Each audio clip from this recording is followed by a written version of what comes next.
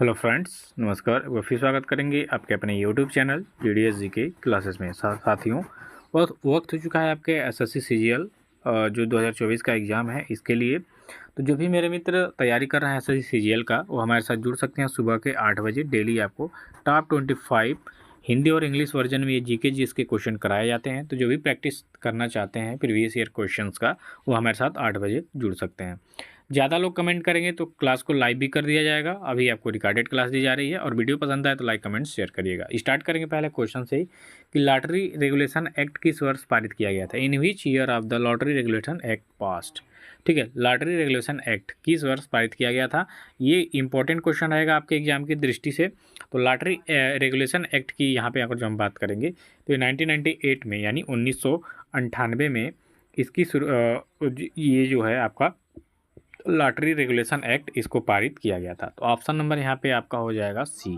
चलिए next question की बात करेंगे कि रिंग ऑफ फायर का संबंध किस महासागर से है। The ring of fire is located in which ocean. तो रिंग ऑफ फायर का संबंध यहाँ पे पूछा है, रिंग ऑफ फायर। ये कई बार आपके एसएससी सीजीएल के एग्जाम में आया हुआ क्वेश्चन है साथियों, इसको वेरी इंपॉर्टेंट करिएगा आप लोग। तो रिंग ऑफ फायर के बारे में बात करेंगे तो ये आपके प्रशांत यानी पैसिफिक ओशियन में स्थित है। ऑप्शन नंबर सी हो जाएगा कि रिंग ऑफ फायर आपके पैसिफिक ओशियन में स्थित है, यानी प्रशांत महासागर में स्थित है। बात करेंगे प्रशांत महासागर की, तो ये सबसे बड़ा, ठीक है, सबसे बड़ा महासागर है, और इसमें सबसे जो गहरा गर्त पाया जाता है मैरियाना ट्रेंच, इसी में स्थित है। मैरियाना ट्रेंच की बात करेंगे तो वो आपके एवरेस्ट से भी ज़्यादा, वो क्या बोलते हैं कि लंबा है, ठीक है, गहरा है, मतलब एवरेस्ट के लंबाई से भी ज़्यादा गहरा है आपका मैरियाना ट्रेंच। तो प्रशांत पैसिफिक जो है ये आपके रिंग ऑफ फायर जो है ये आपके प्रशांत महासागर में स्थित है। अगले क्वेश्चन की तरफ देखिए कि निम्नलिखित मंदिरों में से चंदेल राजा किससे संबंधित है, यानी चंदेलों के द्वारा इनमें से कौन सा मंदिर बनाया गया था। ऐसा क्वेश्चन है, ऐसा आपके ये प्रीवियस ईयर में पूछा हुआ क्वेश्चन है। निम्नलिखित मंदिरों में से चंदेल राजा किससे संबंधित हैं, यानी चंदेल राजाओं से संबंधित कौन सा इसमें मंदिर है आपको बताना है। तो ये आपके खजुराहो के जो टेम्पल हैं आपके मध्य प्रदेश में, जो खजुराहो टेम्पल हैं ये आपके मध्य प्रदेश में स्थित है, और ये जो खजुराहो के टेम्पल हैं ये आपके चंदेल राजा से संबंधित है। यानी अगर जो आपके क्वेश्चन एग्जाम में क्वेश्चन आता है कि ये बताइए खजुराहो के मंदिर का निर्माण किसने करवाया था, तो चंदेल राजाओं ने। ठीक, तो ऑप्शन नंबर यहाँ पे आपका बी हो जाएगा राइट आंसर। चलिए अगला क्वेश्चन के बारे में बात करेंगे कि निम्नलिखित देशों में से किससे लोकपाल का विचार लिया गया है। ठीक है, तो लोकपाल का विचार किस देश के संविधान से लिया गया है, ये देखिए इंडियन पॉलिटी से संबंधित क्वेश्चन और काफ़ी ज़्यादा इम्पोर्टेंट है।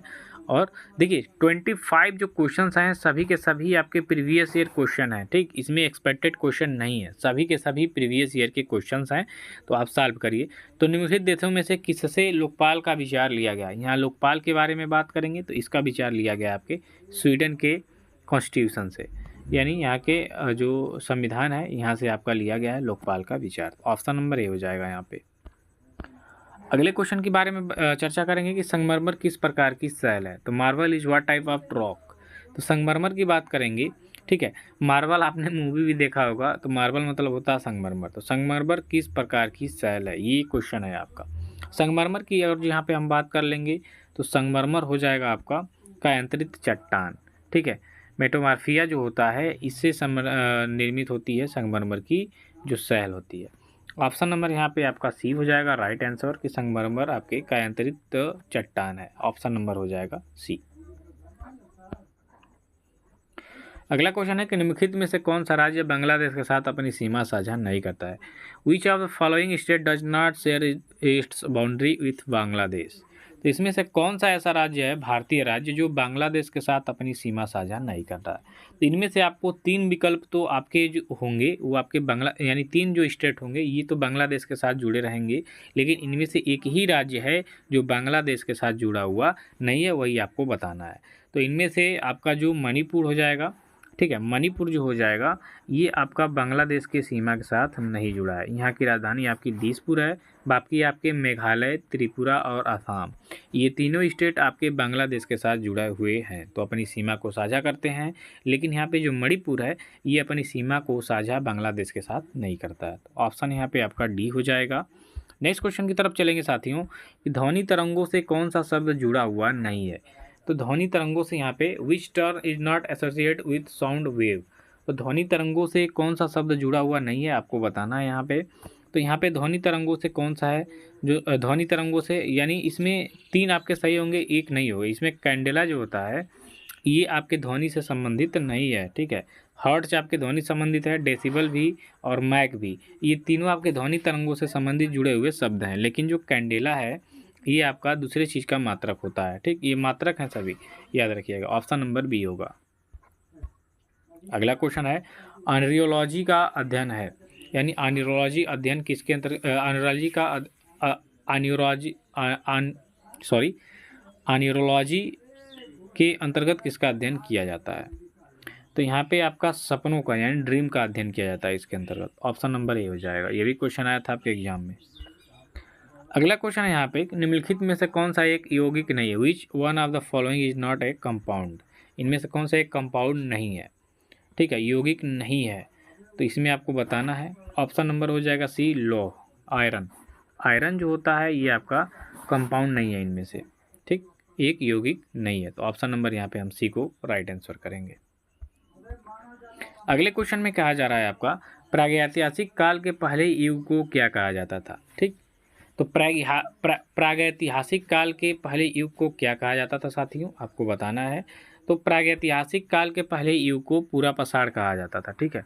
पूरा पाषाण काल जो था ये प्रागैतिहासिक काल का जो पहला युग था इसे कहा जाता था पूरा पाषाण काल, ठीक है। सबसे बाद में आपका नव पाषाण आता है, सबसे पहले आपका पूरा पाषाण काल आता है। तो ऑप्शन नंबर बी हो जाएगा, इतना याद रखेंगे।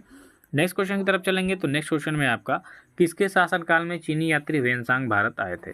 तो ह्वेनसांग की बारे में बात करेंगे। तो ये आपके किस राजा के शासनकाल में भारत आए थे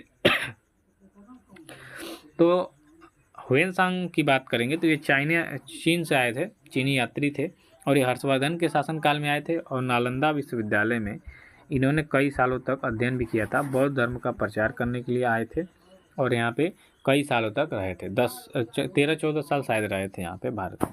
तो ऑप्शन नंबर सी हो जाएगा। अगला क्वेश्चन है कि आईने अकबरी पुस्तक के लेखक कौन है। तो आईने अकबरी ये काफ़ी ज़्यादा चर्चित फेमस पुस्तक है क्योंकि इसको लिखा है अबुल फजल ने। अबुल फजल की बात करेंगे तो ये अकबर के नवरत्नों में से एक थे अबुल फजल, और इन्होंने ही इस आईने अकबरी पुस्तक को लिखा है। तो ऑप्शन नंबर ए हो जाएगा इस क्वेश्चन का राइट आंसर। अगला क्वेश्चन है कि पारसेक के मापने की इकाई है। तो साथियों पारसेक की मापने की इकाई इसमें से क्या हो जाएगी।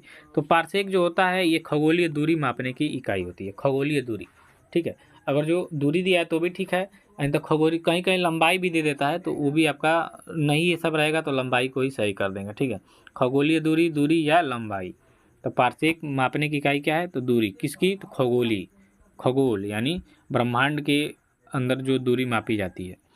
बोमडिला दर्रा आपके किस राज्य में स्थित है। The Bomdila pass is located in which state. तो बोमडिला दर्रा की बात करेंगे यहाँ पे, बोमडिला दर्रा तो ये आपकी हो जाएगा अरुणाचल प्रदेश में, ठीक। अरुणाचल प्रदेश के बारे में बात करेंगे तो यहाँ की राजधानी क्या है आपका, ईटानगर है। अरुणाचल प्रदेश का क्या हो जाएगा, ईटानगर। याद रखिएगा स्टेट की राजधानियों को भी क्योंकि आपके एग्जाम में पूछ सकता है। अरुणाचल प्रदेश का जो कैपिटल है आपका ईटानगर है। अब बोमडिला दर्रा आपका कहाँ स्थित है, अरुणाचल प्रदेश में। चलिए साथियों नेक्स्ट क्वेश्चन देखिए। टार का मात्रक है, खाली स्थान है उसको भरना है आपको। तो टार आपका किसका मात्रक है, किसकी यूनिट है साथियों, जल्द से जल्द बताएंगे इसका। तो देखिए इसका हो जाएगा दाब, प्रेशर जो है टार का मात्रक होता है। ऑप्शन नंबर हो जाएगा ए। अगला क्वेश्चन है कि संविधान सभा के संवैधानिक सलाहकार कौन थे। संविधान सभा के बारे में बात करेंगे, इसके संवैधानिक सलाहकार कौन थे। तो संविधान सभा के संवैधानिक सलाहकार, ये तो कई बार आपके एग्जाम में आया हुआ क्वेश्चन है, और इसके जो सलाहकार थे BN राव थे। ऑप्शन नंबर बी हो जाएगा। अगला क्वेश्चन है कि भारत के संविधान का निम्नलिखित में से कौन सा अनुच्छेद अल्पसंख्यकों के हितों के संरक्षण से संबंधित है। ये काफ़ी चर्चित क्वेश्चन है, कई बार आपके एग्जाम में आया हुआ क्वेश्चन है।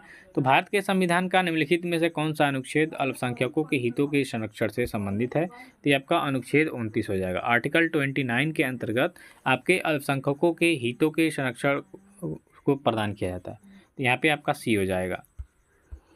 अगला क्वेश्चन कौन है कि कौन सा वेद धार्मिक अनुष्ठानों से संबंध रखता है। तो तो यहाँ पे धार्मिक अनुष्ठानों से संबंध रखने वाला वेद कौन सा हो जाएगा साथियों? तो यहाँ पे आपका जो यजुर्वेद है, ठीक है, यजुर्वेद जो होता है इसमें धार्मिक अनुष्ठानों का बहुत ही तरीके से विधि विधान दिया गया है, मंत्र उच्चारण दिए गए हैं। तो ऑप्शन नंबर यहाँ पे हम डी को राइट करेंगे।